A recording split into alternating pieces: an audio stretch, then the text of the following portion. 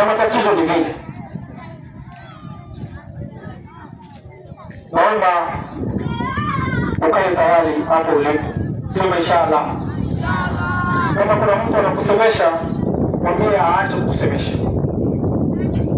Hebu mshike mkono jirani yako.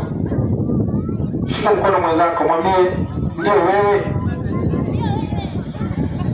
Unaonekana na ndugu yako. Unaonekana Mungu anakutupia na shetani. Lakini haumjui. Wala hauna shida naye. Lakini hebu mshike mkono mwambie ni wewe.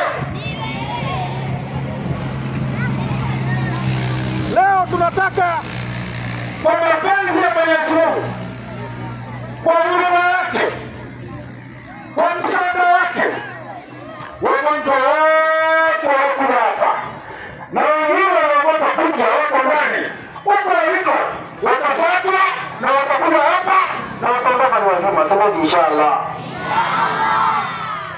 Aliyekuroga yeye pekee alimwambia Mwenyezi Mungu, nijalie huyu mtu uchawi ushike. Na wewe leo utamwambia Mwenyezi Mungu, unatuta mashetani wote, turudi tulikotoka.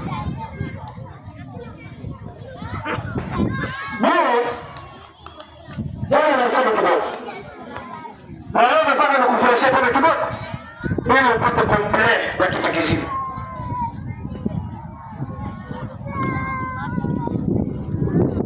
Mimi nataka nisome na kina mama,